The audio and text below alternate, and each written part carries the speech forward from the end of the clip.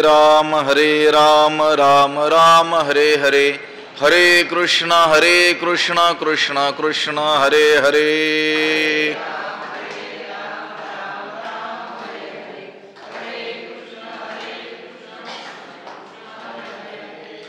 पुंडलीक वरदा हरि विठ्ठल श्री ज्ञानदेव तुकाराम पंढरीनाथ भगवान की जय। माऊली ज्ञानेश्वर महाराज की जय। जगद्गुरु तुकाराम महाराज की जय। वीतराग भयक्रोधा मन्मया मामुपाश्रिताः बहवो ज्ञान तपसा पूता मद्भावमागताः। नमामि सद्गुरुं शान्तं सच्चिदानंद विग्रहं पूर्ण मीशमालंदी वल्लभं। नमो सद्गुरु तुकया ज्ञान दीपा, नमो सद्गुरु सच्चिदानंद रूपा, नमो सद्गुरु भक्त कल्याण मूर्ति, नमो सद्गुरु भास्करा पूर्ण कीर्ति। अखंड मंडलाकारं व्याप्तं येन चराचरं तत्पदं दर्शितं येन तस्मै श्री गुरवे नमः। जयांची किलिया स्मरण होय सकळ विद्यांचे अधिकरण, तेची वंदू श्री चरण श्री गुरूंचे ते नमस्कारोनी आता।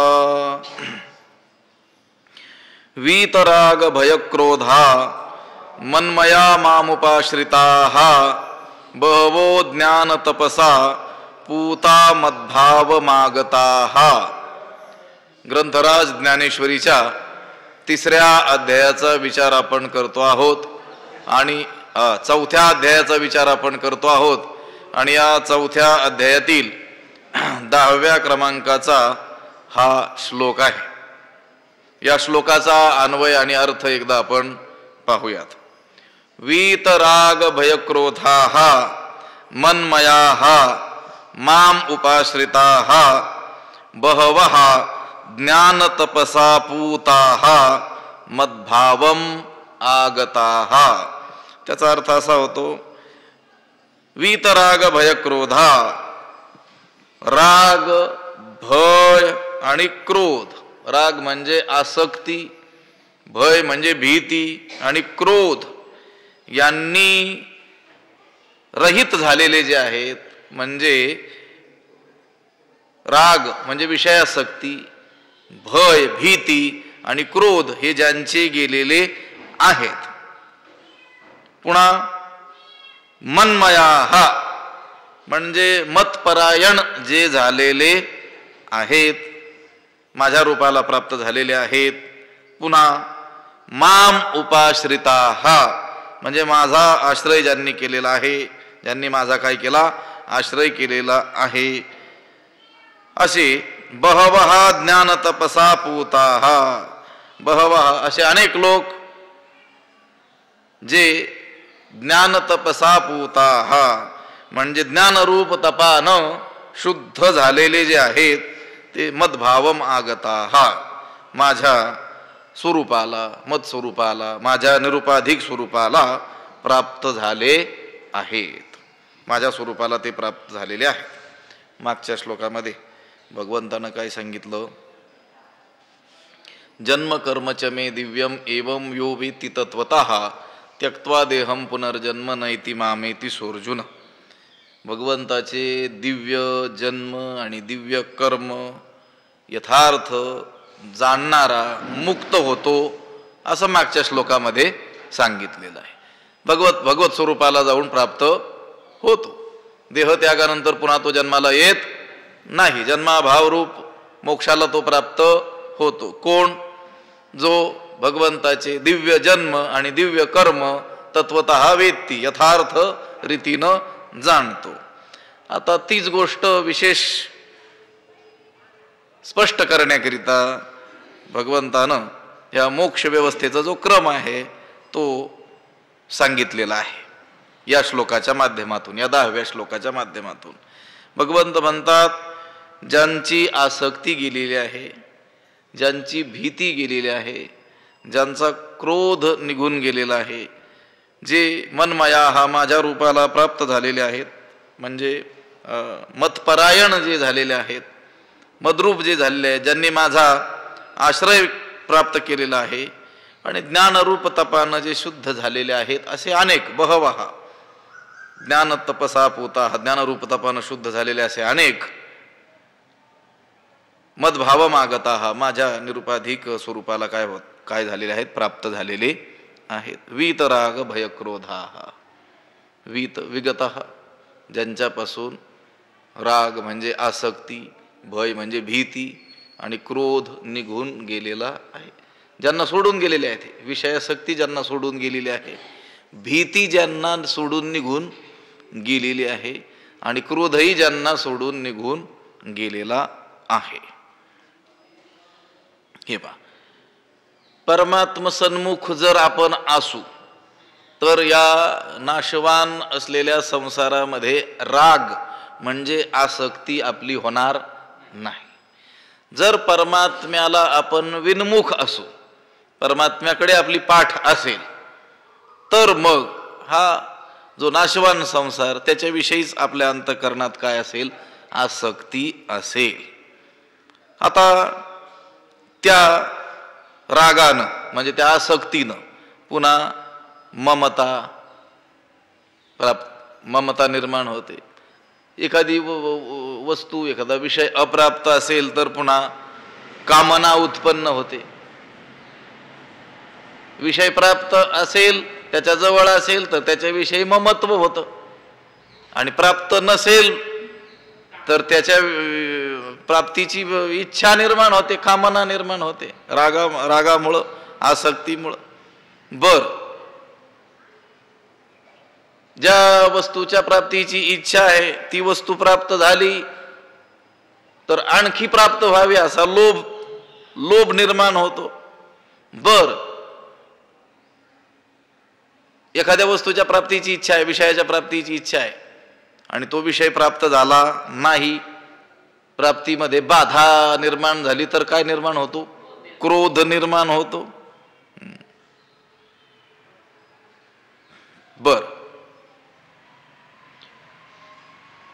त्या विषयाच्या प्राप्तीमध्ये बाधा निर्माण करणारी जी गोष्ट आहे किंवा जो व्यक्ती आहे, जो मनुष्य आहे, कोणी असेल, तो जर आपल्यापेक्षा अधिक बलवान असेल तर त्याच्यापासून काय निर्माण होतं, भयही निर्माण होतं.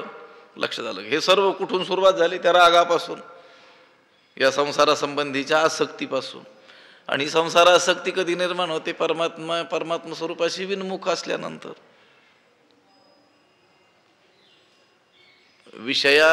विषयी ओढ, विषयांकडे ओढ किंवा विषयांची आवड कधी निर्माण होते, जया ते स्वसुखाचे सदा खराटे तयासीचे विषय हे गोमटे आवडते. हे विषय गोमटे वाटतात, आवडतात कोणाला, स्वसुखाचे सदा खराटे. लक्षात आलं का. स्वसुखाविषयी ज्याला सतत काय आहे, दुष्काळ आहे, ज्याने स्वसुखाचा काय घेतलेला नाही, अनुभवच घेतलेला नाही आहे, त्यालाच हे विषय काय होत असतात, आवडत असतात. पण इथं ज्या महात्म्याचं वर्णन चाललं त्याचा राग म्हणजे त्याची आसक्ती नष्ट झालेली आहे, पुन्हा भयही काय झालेलं आहे, नष्ट झालेलं आहे, आणि क्रोधही काय झालेला आहे, नष्ट झालेला आहे. वीतराग भय क्रोधा. पुन्हा कसा आहे तो, मनमया माझ्यामध्येच काय आहे, तो लीन झालेला आहे, मतस्वरूप झालेला आहे, पुन्हा म्हणजे मतपरायण झालेला आहे. सतत माझंच काय करतो, तो चिंतन करतो, त्याचा विषयच कोण होऊन गेलेला आहे, मी होऊन गेलेलो आहे. भगवंत म्हणतात विषय तो त्यांचा झाला नारायण, नावडे जन धन माता पिता मनमया. पुन्हा माम उपाश्रिता, माझाच ज्यांनी काय केलेला आहे, आश्रय केलेला आहे, माझ्याच ते आश्रित आहेत, मला सोडून दुसऱ्या कोणाचा ते आश्रय मानतच नाहीत. ते कसे आहेत, माझ्याशी अनन्य असे आहेत. अन्याश्रयाणाम त्यागो अनन्यता. अनन्यता म्हणजे काय, न अन्य इति अनन्य, दुसरा नकोच, केवळ परमात्म्याचाच काय हवा आम्हाला? आश्रय हवा. एक धरीला चित्ती, एकच, त्याच्या वाचून पाहो नये वास आणि काची, दुसऱ्याची हे वाटच पाहण्याची आवश्यकता नाही. सुरुवात काय? निष्काम निश्चळ विठ्ठली विश्वास, पाहो नये वास आणि काय, निष्ठावंत भाव भक्तांचा स्वधर्म, निर्धार हे वर्म चुकू नये, निष्काम निश्चळ विठ्ठली विश्वास, पाहो नये वास आणि काय. माम उपाश्रिता, ज्यांनी माझा काय केलेला आहे? आश्रय केलेला आहे. अनन्य शब्दाचं सांगत होतो. नारदांनी अनन्य शब्दाची व्याख्या सांगितली. अन्याश्रयाणाम त्यागो अनन्यता, अन्य आश्रयांचा त्याग करणं, त्याला काय म्हणतात? अनन्यता. म्हणजे एकच एक, त्या परमात्म्याचाच आश्रय, त्याच्याच आश्रयाला राहणं, त्याच्याकडूनच आशा अपेक्षा बाळगणं. काय मागायचंय ते देवालाच मागणं, दुसऱ्यावर विसंबून न राहणं. माम उपाश्रिता सांगतात की नाही, एका राजाकडे एक फकीर काही मागण्याच्या इच्छेने गेला असेल, तर त्या राजाला काही त्याला सरळ असं भेटू दिल्या गेलं नाही. राजा पूजा करत होता म्हणून त्या सैनिकांनी थांबून ठेवलं असेल. आता हाही फकडच फकीर होता, त्याला वाटलं किती वेळ थांबायचंय, पण तो इकडं तिकडं भटकू लागला. जाऊन बघितलं त्याने त्या खोलीमध्ये, तर तो राजा देवापुढे हात पसरून काहीतरी मागत होता. मग हा बाहेर तसाच आला. त्या सैनिकांनी त्याची उठाठेव करण्याचा प्रयत्न केला, काही म्हणजे उठबस, काही आदरातिथ्य, नाही म्हटलं, जातो म्हणे. तेवढ्यात तो राजाही बाहेर आला. आता अर्धा एक तास वाट पाहत थांबलेला, पण असा अचानकच कसं काय हा निघून जाऊ लागला. त्यावेळेस त्यानं सांगितलं, मी भिकाऱ्याकडे मागत नाही म्हणे. हा भिकारी राजाला काय म्हणतो? भिकारी. तो म्हटलं मला कसा भिकारी म्हटला? तर ते म्हणले तू सुद्धा कोणाला तरी मागतच होता, मग तू ज्याला मागतोस त्यालाच मी मागितलं पाहिजे असं. तू ही शेवटी कोण आहे? मागणाराच आहे ना. मग तू ज्याचा आश्रय केला त्याचाच मी काय करील? आश्रय करील. त्याला बोध झाला त्या गोष्टीतून असं. जे संत असतात, जे महात्मे असतात, थोर पुरुष, ते केवळ देवाश्रित असतात. एकमेव कोणाचा आश्रय मानतात? ते देवाचा. भगवंत म्हणतात असे जे कोणी आहेत, माम उपाश्रिता ज्ञानतपसा पूता, ज्ञानरूप तपानं जे शुद्ध झालेले आहेत, असे बहवा, असे अनेक लोक मद्भाव मागता, माझ्या स्वरूपाला प्राप्त झालेले आहेत. एरवी परापर न शोचिती, जे कामना शून्य होती, वाटा के वेळी न वचती क्रोधाची या. एरवी परापर न शोचिती, जे कामना शून्य होती, क्रोधाची या वाटा के वेळी न वचती. एरवी परापर न शोचिती, आपल्याबद्दल किंवा दुसऱ्याबद्दल शोक करीत नाहीत. स्वकीय आणि परकीय यांच्याविषयी शोक करीत नाहीत. आपपर, परापर म्हणजे आपपर, गतागत यांच्याबद्दल ते काय करत नाहीत? शोक करत नाहीत. आपल्याबद्दलही शोक करत नाहीत. आपल्यालाही काही हानी पोहोचली तरी शोक करत नाहीत, आणि दुसऱ्याबद्दलही काय करत नाहीत? शोक करत नाहीत. कामना शून्य होती, कशा असतात ते? वासना शून्य, कामना शून्य, कामना रहित जे असतात. आणि क्रोधाची वाटा के वेळी न वचती, आणि क्रोधाच्या वाटेनं केव्हाही जात नाहीत. केव्हाही, कोणत्याही काळी क्रोधाच्या मार्गाने जे जात नाही. परापर म्हणजे आप पर, हे परशोक आणि अपरशोक.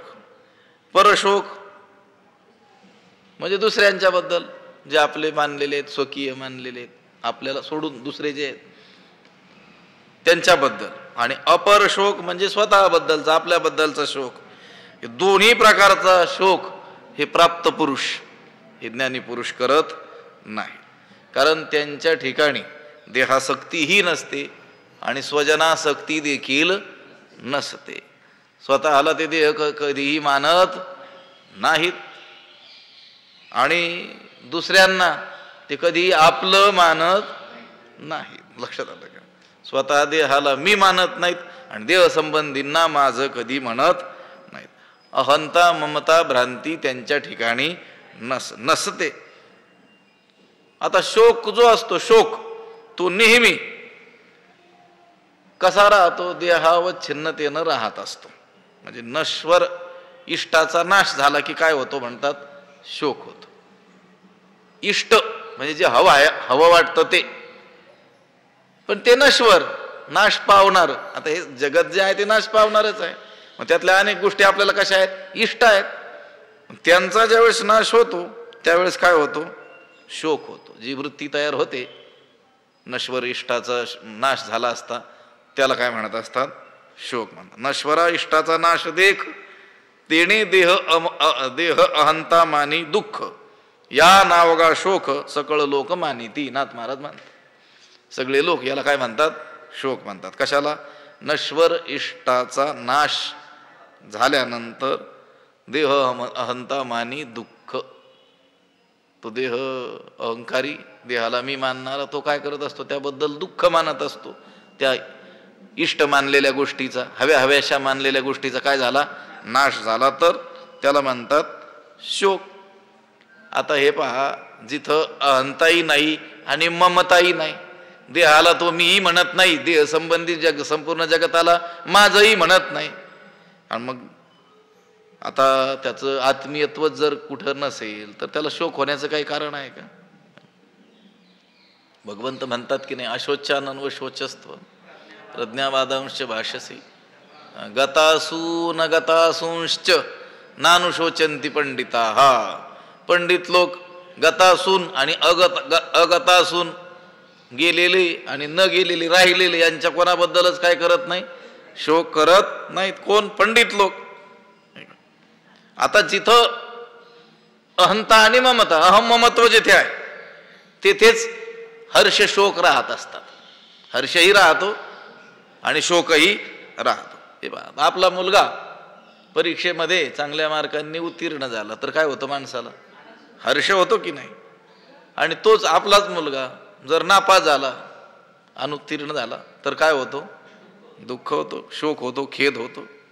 परंतु जे ज्ञानी पुरुष आहेत ते देहाला मी आणि देहसंबंधींना माझं असं कधीही म्हणत नाहीत आणि मानतही नाहीत. केवळ मुखानं नाही तर तसं समजत देखील नाही. त्यांच्याबद्दल ते कसे असतात? उदास असतात. म्हणजे राग द्वेष शून्य असतात. ना आसक्ती ना द्वेष. आसक्तीही नाही आणि त्याचा तिरस्कार द्वेषही नाही. उदास असतात. उदास शब्द आहे ना, जे देही उदास, औदासिन्याची भावना असते. तरी जो या देहावरी उदास वैस्या परी उखिता जैसा बिढारी बैसविला आहे, त्याला म्हणायचं उदास. त्यांची सर्वत्र कशी असते? असक्त बुद्धी. आसक्त नाही बरं का. आसक्त वेगळं, असक्त वेगळं.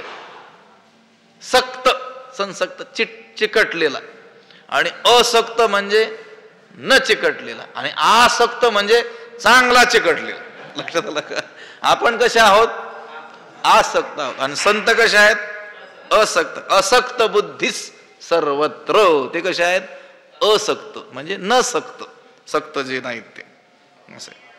पुत्र वित्त कलत्र हे झाली आहे स्वतंत्र, माझे न म्हणे पात्र विषाचे जैसे. विषाच्या पात्राला माझं म्हणेल का कोणी? मानणार नाही ना. तसं पुत्र वित्त कलत्र हे झाली आहे स्वतंत्र, तर कोणालाच माझं म्हणत नाही आणि देहाला मी म्हणत नाही. म्हणून त्याच्या ठिकाणी पर अपर असे दोन्ही प्रकारचे शोक नसतात.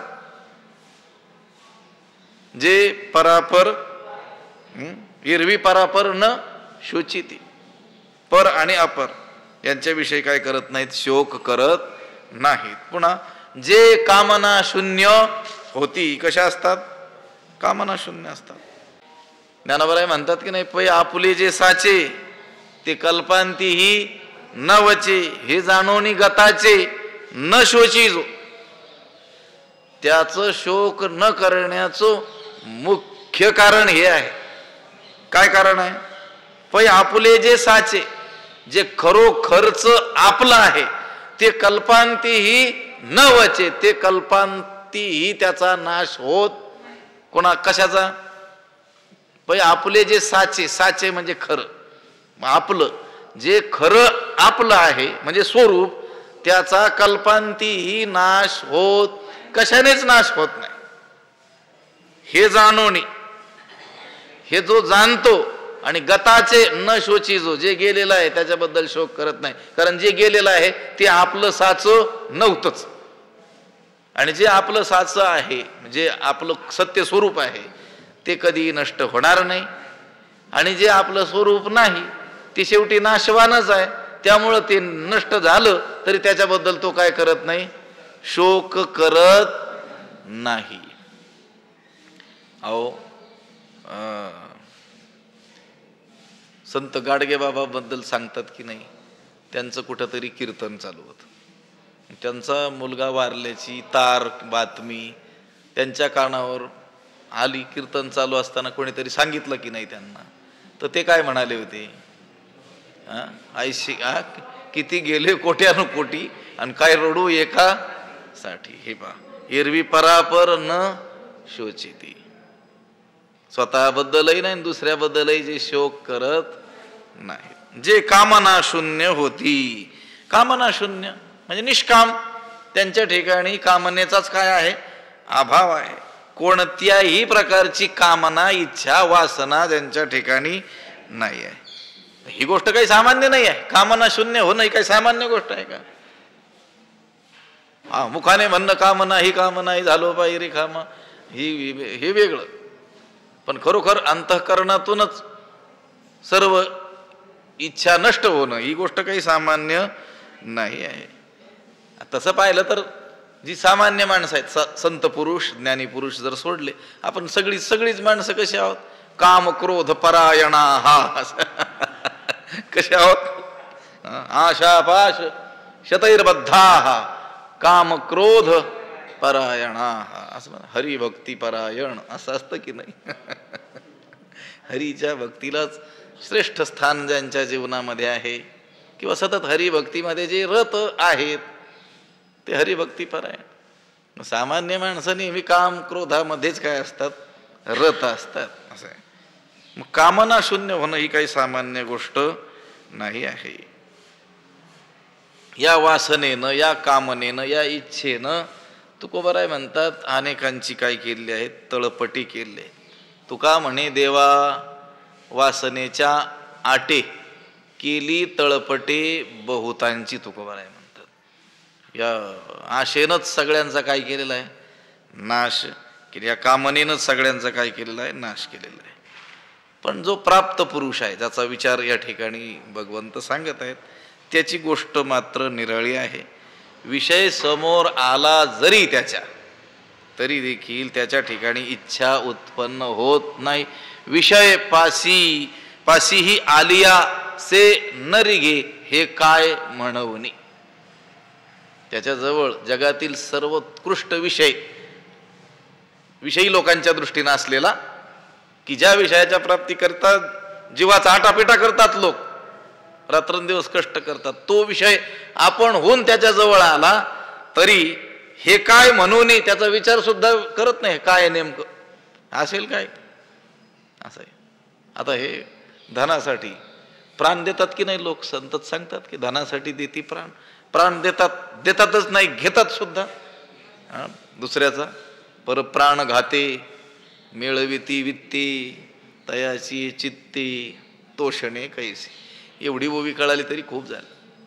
तैसे ऐहिकीचे की स्वर्गीचे, भोग पाईक झालिया इच्छेचे, परी भोगावे हे न रुचे मना माझी.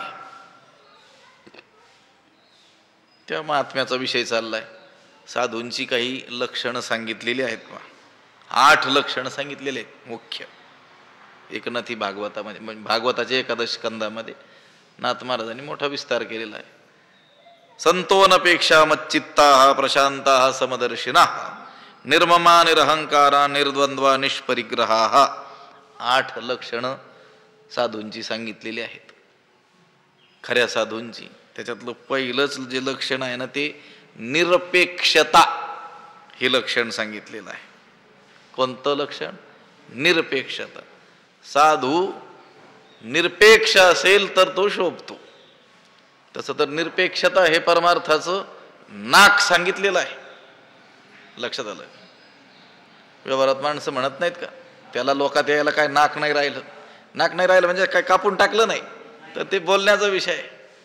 जसं हे नाक नसलेला माणूस लोकात जाणं टाळतो आहे ना. लोकात जाणंच काय, आरशात पाहणं सुद्धा टाळतो. दर्पणाशी नकटेला जे म्हणतात तो लोकातही जात नाही, कुठे जाणं टाळतो.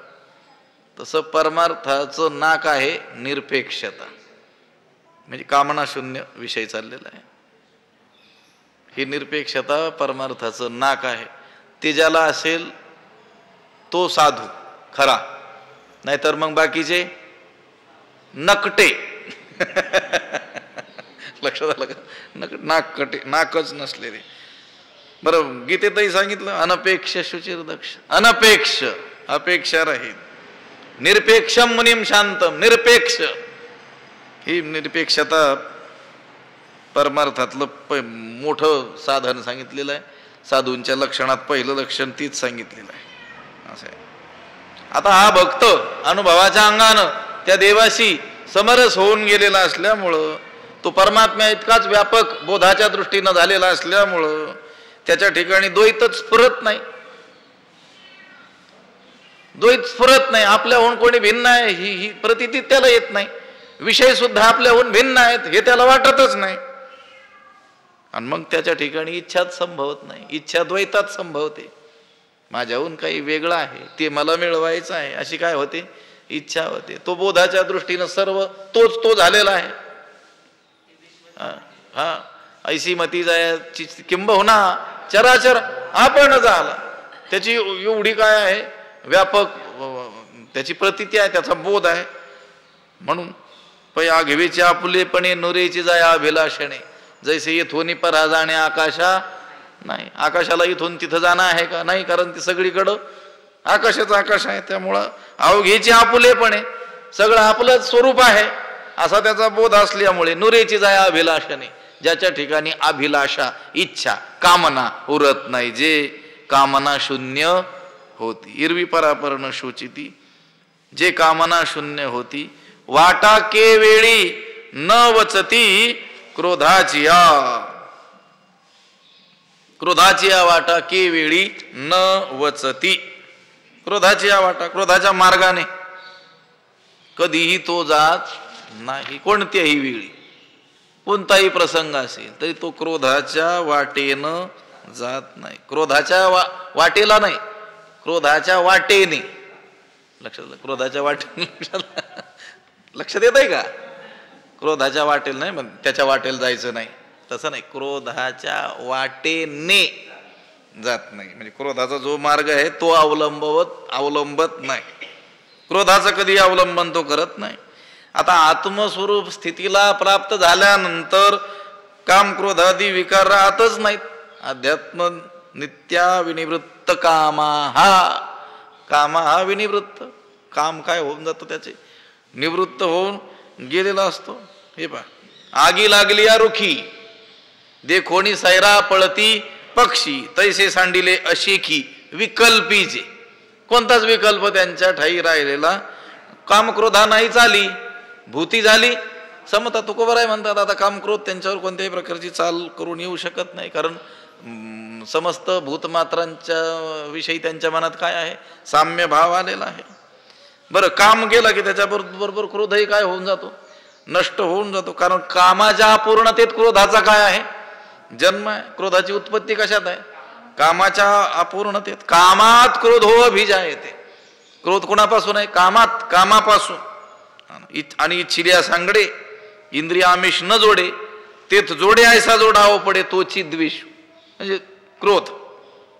इच्छिले असा अंगडे, आपण एखाद्या गोष्टीची इच्छा करावी आणि इंद्रिय आमिष न जोडे आणि ती गोष्ट प्राप्त न व्हावी, तिथंच काय होतं, क्रोध निर्माण होतो. आता हे मुक्त जे पुरुष आहेत ते कामना शून्य झालेले आहेत, त्यांच्या ठिकाणी कामच राहिलेला नाही, त्यामुळे त्यांच्या ठिकाणी क्रोधही राहिलेला नाही. बरं, त्यांना क्रोध म्हणजे राग आणण्याचा जरी मुद्दाम प्रयत्न केला, तशी परिस्थिती निर्माण झाली तरी देखील त्यांना राग येत नाही.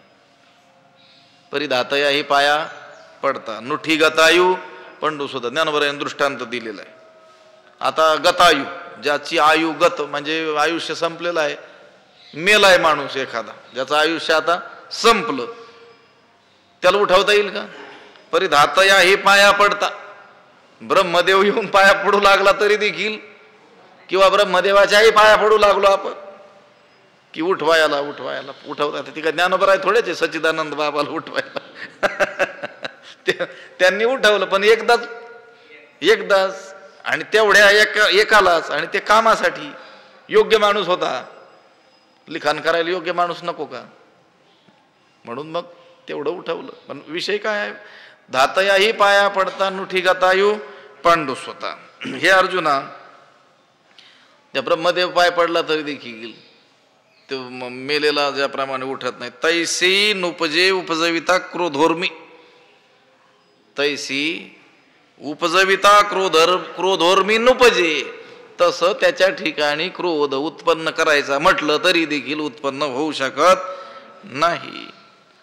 नाथरायांचा एक अभंग आहे, आपलीच दारा जरी टेके व्यभिचारा, क्रोधाचा थारा अंतरी नये, त्याच्या ठिकाणी क्रोध उत्पन्न होत नाही. वाटा की वेळी न वचती क्रोधाची या,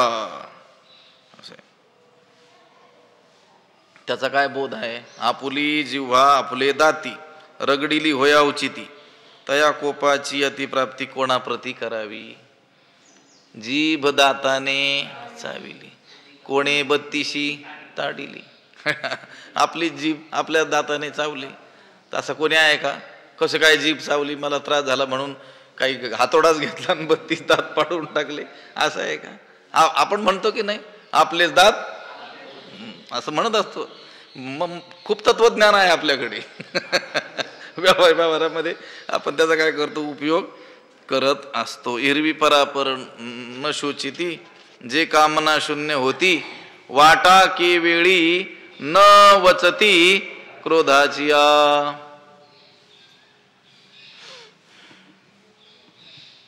आता कधी कधी अशी शंका येईल, मग आता काही महात्मे क्रोध करताना दिसतात, मग काय ते देवाच्या स्वरूपाला प्राप्त झालेले नाहीत का? जशी अज्ञानी माणसं क्रोधिष्ठ असतात, मग तसेच तेही क्रोधिष्ठ असतात की काय, असं वाटेल ना. कारण ही एवढीच ओवी जर पाठ केली एखाद्याने, एक तरी ओवी अनुभवेन, एवढीच ओवी घेऊन चालला आणि मग एरवी परापर न शोचिती, लक्षणे म्हटले मुक्त पुरुषाचं, जे कामना शून्य होती आणि वाटा के वेळी न वचती क्रोधाची. आणि काही महात्मे तर म्हटले नुसता क्रोध करत राहतात, मग हे महात्मेच नाहीत, अशी शंका येईल ना आपल्याला. विषय चाललाय त्यांच्या अंतःकरणात क्रोध नसतो, ती बाहेरून दाखवतात, पण आतमध्ये क्रोधाची कोणतीच स्थिती नसते. त्यांचं सगळ्यांवर सारखंच काय असतं, प्रेमचं असतं. पण कधी कधी तसा अभिनिवेश काय करावा लागतो, धारण करावा लागत असतो. आता आमचे श्री गुरु स्वामीजी सांगत असतात, ते म्हटले मी फार दयाळू मनुष्य आहे, पण मला हे असं राहावं लागतो, नाहीतर इथं माळ रानावर कोणी राहू दिलं नसतं, असं बोलले होते ते एकदा. असे आमचे वैकुंठवासी गुरुवर्य जयराम बाबा भोसले, पाहिले का कोणी भाग्यवान लोकांनी किती बोलायचे. वैकुंठवासी गुरुवर्य वक्ते बाबा, अजूनही काही मंडळी, किंवा आता वैकुंठवासी गुरुवर्य बंशी बाबा, ऐकण ऐकणे जवळचं उदाहरण. पण काय त्यांच्या अंतःकरणाला क्रोध शिवत होता का? नाही, ते बाहेरून दाखवत होते. आपण जसं आपण सामान्य माणसं जसं क्रोधानं आपलं अंतःकरण काय होऊन जातं, पूर्ण व्यापल्या जातं, तसं त्यांचं आहे का? बाहेरून काय करतात, फक्त दाखवतात. आता शिक्षक आहे, शिक्षक रागावतात म्हणून काय द्वेष करतात का त्या विद्यार्थ्याचा? आई रागावते, मग त्या मुलाचा काय द्वेष करत असते का? नाही. त्याला मार्गाला लावण्याकरिता कधी, आता तुकोबार आहे, प्रचंड रागावतात, शिव्या देतात, भयंकर भयंकर असे काय करतात, शिव्या देतात. मग त्यांचा तो क्रोध आहे, तो काही विकार आहे का? नाही. जगत कल्याणाला कारण असलेला तो क्रोध आहे त्यांचा. त्यांना क्रोध आला नाही तर बघ जगाचं कल्याण कसं होईल, असं इथं विषय चालला. त्यांच्या अंतःकरणाला क्रोध शिवत नाही. वाटा की वेळी न वचती क्रोधाची, सदा मियाची आथिले माझिया सेवा जियाले, की आत्मबोधे तोषले वितराग जे, जे मियाची सदा आथिले माझिया सेवा जियाले, का जे वितराग आत्मबोधे तोषले. जे मियाची सदा आथिले, जे माझ्यानेच म्हणजे माझ्या स्वरूपाने, मदरूपतेनेच, सदा, सदाची म्हणजे नेहमी, आथिले म्हणजे संपन्न असतात, जे अखंड माझ्यामुळेच काय आहेत, संपन्न आहेत, म्हणजे माझ्या स्वरूपाने संपन्न आहेत, मदरूपतेनं ते काय आहेत, नेहमी संपन्न आहेत. आपण काय म्हणतो, श्रीमंत श्री जगद्गुरु तुकाराम महाराज म्हणतात की नाही? कोणत्या श्रीमंतीनं श्रीमंत आहेत ते? जे सदाची मिया आथिले, माझ्या स्वरूपानं ते संपन्न आहेत. लक्षात आलं? ह्या बाह्य संपत्तीला धरून नाही त्यांना श्रीमंत आणि त्यांना गरीब म्हणायचं. आता लोकांनी केलंय सुरू की हे ऐश्वर्यवान संत. अरे सर्वच संत ऐश्वर्यवान आहेत. त्याग, वैराग्य, ज्ञान, कृपाळुता, दयाळुता, उदारता ह्या गुणांनी कोणते संत आहेत बरं दरिद्री आहेत म्हणून? असं आहे. आणि बाह्य ऐश्वर्याचं त्यांना तर काही देणं घेणंच नाही आहे. सगळे संत जे आहेत ते ज्ञानोबराय तुकोबराय यांनाच अनुसरणारे आहेत ना. धनाला काय मानतात ते? मृत्यू के समान, वीर तुमचे वित्त धन ते मज मृत्यू के समान. माती आणि सोनं त्यांना काय वाटतंय? सारखं वाटतंय. कुणाला? तुकोबरायांना, संत पुरुषांना. त्यांना अनुसरणारेच आतापर्यंतचे सर्व संत आहेत ना. ते त्याला फार महत्व देतील का? आता आपल्याला त्याचं महत्व असल्यामुळं आपण आपला आरोप संतांवर लावायचा. लक्षात आलं का? असं आहे. आता बराच वेळ थांबवणं काही उचित नाही. असं सर्वच संत ऐश्वर्यवान आहेत, सर्वच संत संपन्न आहेत. सदा, जे सदाची मिया, सदा मियाची आथिले, जे अखंड माझ्यामुळेच काय आहेत, संपन्न आहेत. पुन्हा माझी या सेवा जी आले, जे माझ्या सेवेनं जगतात, म्हणजे माझ्या सेवेसाठी जगतात, माझ्या भक्तीमुळंच जे जगलेले भक्तीसाठीच जगतात. त्यांचं जगणं कुणासाठी आहे? माझ्या सेवेसाठीच आहे. माझ्या सेवेसाठी ज्यांनी जीवन धारण करून ठेवलेलं आहे. की आत्मबोधे तोषले वितराग जे, का जे वितराग आत्मबोधे तोषले. आणि जे वितराग म्हणजे भोगासक्ती रहित जे आहेत, असं आहे, ज्यांची विषयासक्ती काय झालेली आहे, नष्ट झालेली आहे. वितराग, राग आसक्ती ज्यांची निघून गेलेले, आत्मबोधे तोषले, आत्मज्ञानाने जे संतुष्ट झालेले आहेत, जे अखंड माझ्यामुळेच संपन्न आहेत, माझ्या भक्तीमुळे जे जगले आहेत, आत्मज्ञानाने जे संतुष्ट झालेले आहेत, आणि ज्यांची विषयासक्ती नष्ट झालेली आहे, जे सदा मियाची आथिले, आथिले युक्त झाले, संपन्न झाले. अहो, त्यांच्या वृत्तीचा एकच काय असतो? विषय असतो आत्मा.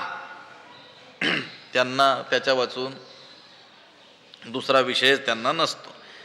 हे असो अनेक काही तया सर्वत्र मी वाचुनी नाही, जैसे सभा हे जळडू ही बुडालिया घाटा. कालचा जो विषय झाला होता तसा, बुडालिया घाटा, पाण्यात बुडालेला घट, त्या घटाच्या आत आणि बाहेर काय आहे? जसं काल मठाचं पाहिलं होतं, मठ कुठं आहे? आकाशात. आणि मठात काय आहे? आकाश. मठाच्या आत बाहेर काय आहे? आकाश. तसंच पाण्यात जळामध्ये बुडालेला जो घट आहे त्याच्या आत बाहेर काय आहे? जळच आहे. हे उदाहरण दिलं. सिद्धांत काय? हे असो अनेक काही तया सर्वत्र मी वाचुनी नाही. त्याला सर्वत्र अत्र तत्र सर्वत्र मी वाचुनी नाही असं. जेथे तेथे देखे तुझीच पाऊले त्रिभुवन संचले विठ्ठला गा. जिकडं पाहिल तिकडं काय आहे? हरीच आहे. हरीची अदासा हरिदाही दिशा भावे जैसा तैसा हरी एक. आथिले जे सदा मी याची आथिले माझ्या स्वरूपाने मद्रूपतेनं नेहमी जे संपन्न आहेत, माझ्यामुळे जे काय आहेत संपन्न आहेत. हे समस्त ही श्री वासुदेवो ऐसा प्रतिती रसाचा ओतला भावो म्हणतात की नाही. हे समस्त ही श्री वासुदेव ऐसा प्रतिती रसाचा ओतला भाव. मी वासुदेव तत्वता असा त्यांचा काय आहे अनुभव आहे. आता याच्या उलट जर विचार केला तर जे प्रापंचिक लोक आहेत, सामान्य जे सांसारिक लोक आहेत, त्यांच्या वृत्तीचा विषय काय आहे? विषय. त्यांच्या वृत्तीचा विषय विषय आहे आणि त्या संतांच्या वृत्तीचा विषय नारायण आहे. लक्षात येत आहे का? वृत्तीचा विषय. त्यांची वृत्ती कशाला विषय करते? तर ती नारायणाला विषय करते. आणि सामान्य जनांची वृत्ती कशाला विषय करते? विषयांना, या जगाला, जड पदार्थांना काय करत असते? विषय करत असते. म्हणजे सतत अहोरात्र चिंतन ध्यान प्रयत्न कशाचा? विषय. पांडुरंग मणी जागृती स्वप्नी पांडुरंग पाहावा विठ्ठल. काय करा? बोलावा विठ्ठल, पाहावा विठ्ठल, करावा विठ्ठल. सतत म्हणजे सदा मी याची आथिले माझ्या मुळे जे काय आहेत संपन्न आहेत. म्हणजे मद्रूपतेनं माझ्या स्वरूपानं जे काय आहेत संपन्न आहेत. माझी या सेवा जी आले, माझ्या सेवेनं माझ्या सेवेसाठी ते जगले. वास्तविक त्यांना असं काही त्यांच्यासाठी काही कर्तव्य उरलेलं नाही आहे. यस्त्वात्मरतिरेव स्यादात्मतृप्तश्च मानवः आत्मन्येव च संतुष्टस् तस्य कार्यम न विद्यते. त्यांना काही कर्तव्य उरलेलं नाही आहे. आता त्यांचा बोध काय आहे? सर्व पिंड ब्रह्मांड जे सगळं काय आहे ते कोण आहोत? आपणच आहे. व्यापक बोधावर ते आलेले असल्यामुळे आता कर्तव्य स्फुरण्यासाठी, काही करावं असं वाटण्यासाठी द्वैतच शिल्लक नाही आहे. द्वैतात काही क्रिया होईल ना, ते अद्वैतात सदैव काय आहे प्रतिष्ठित आहे. जगदाकारी झाली सत्ता म्हणतात तसं किंबहुना चराचर आपण झाला, त्याच्याशिवाय दुसरं काही नाहीच आहे. मग क्रिया होईल कशामध्ये?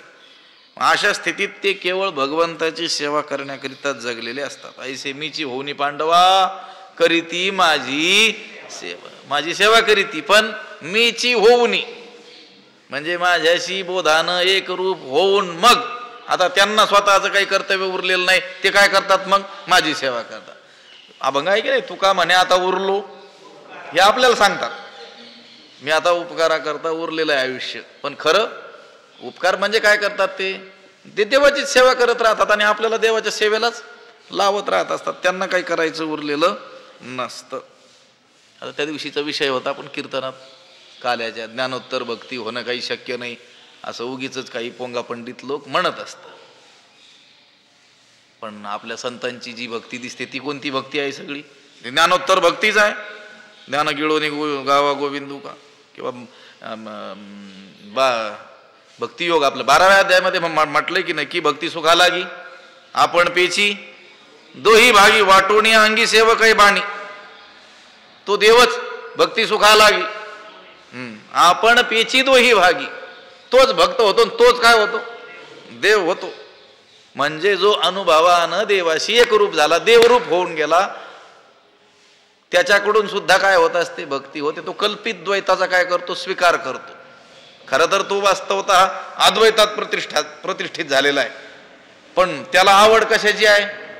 भक्तीची आहे. एक अभंग आहे पहा मला आता,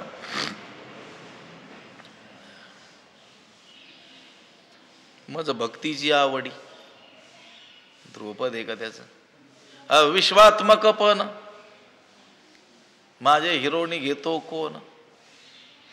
ते म्हणतात विश्वात्मक पण म्हणजे मी ब्रह्मस्वरूप आहे, ते माझं स्वरूप, माझ्यापासून कोणी चोरून घेऊ शकेल का? नाही, मी ब्रह्मस्वरूपच आहे, म्हणजे सर्वच मीच आहे, मला दुसरं काही उरलेलंच नाही. पण तरी देखील मला काय करावं वाटते? देवाची मज भक्तीची आवड. मला देवाची काय करावी वाटते? सेवा करावी वाटते. मला देवाची काय करावी वाटते? भक्ती करावी वाटते. शिवो भूत्वा शिवम यजे येतं आपल्याकडे म्हणण्यात येतं वैदिक संप्रदायामध्ये. शिवो भूत्वा, शिव होऊन शिवम यजे येतं, शिवाची काय करा? उपासना करा. म्हणजे देव होऊन देवाची काय करा? भक्ती करा. असं म्हणून माझी या सेवा जी आली, माझ्या भक्तीमुळं जे जगलेले आहे त्यांना जगण्याचं एकमेव कारण आहे, त्यांना माझी काय करायची आहे? सेवा करायची आहे.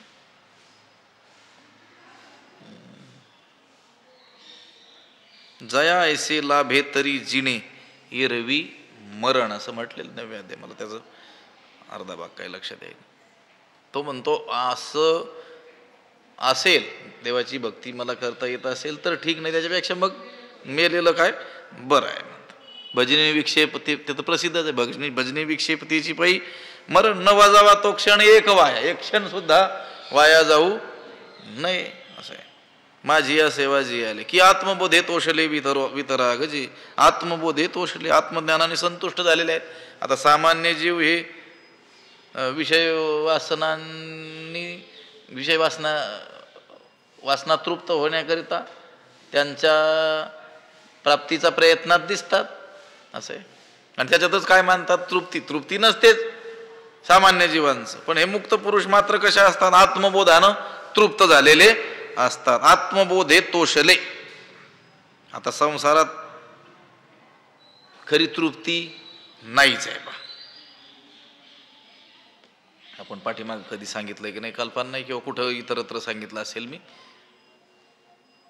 धनेषु जीवितव्येषु स्त्रीषु भोजनवृत्तीषु अतृप्ताः मानवाः सर्वे याता यास्यन्ति अंतिज.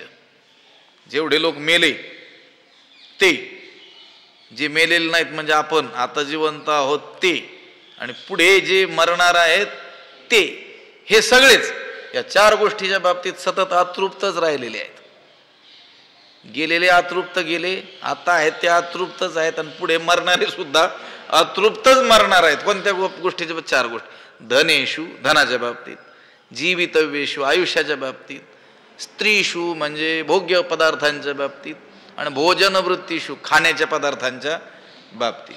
धनेषु किती धन मिळालं म्हणजे लोक म्हणतात आता बस झालं, म्हणतात का?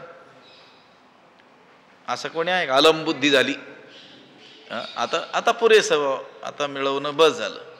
हा, मिळवता येण्याची शक्ती संपली, पण इच्छा मात्र. देव जर म्हणाला अजून तुला 10 वर्षे आयुष्य देतो, तर काय करतील?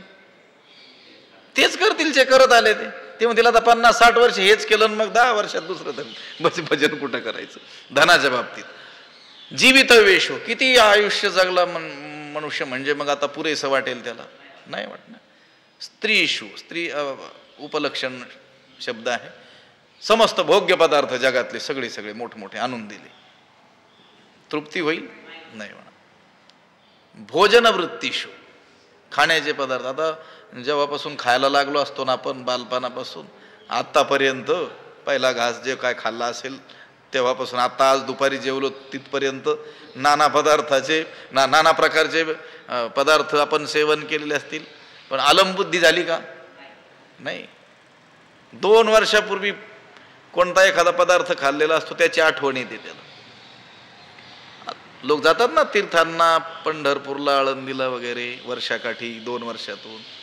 तिथं गेल्यानंतर ते म्हणणार नाही 2 वर्षापूर्वी आलतो, अगदी माऊलींचं मनसोक्त मला दर्शन घेता आलं. नाही, ते 2 वर्षापूर्वी आलतो त्यावेळेस ती पंक्तीमध्ये कढी खूप छान झाली होती.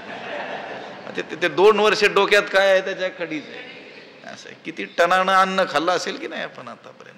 या 4 गोष्टीच्या बाबतीमध्ये मनुष्य अतृप्तच गेलेला आहे, अतृप्तच आहे, पुढे अतृप्तच राहणार आहे. संसारातील कोणताही पदार्थ मनुष्याला तृप्त करू शकत नाही. पण हे महात्मे मात्र काय आहेत? तृप्त आहेत. पण कशाने? आत्मबोधे, आत्मज्ञानानं जे काय झाले आहेत? तोषले, तुष्ट झालेले आहेत, तृप्त झाले आहेत, संतुष्ट झालेले आहेत. आणि वितराग जे, आणि ज्यांची विषयासक्ती काय झालेली आहे? नष्ट झालेली आहे. त्यांनी त्या विषयाचं अंतरंग जाणलेलं आहे. वितराग जे, राग आसक्ती, आसक्ती रहित झाली, निरिच्छ झालेली आहे. इच्छाच त्यांना कशाची राहिलेली नाही.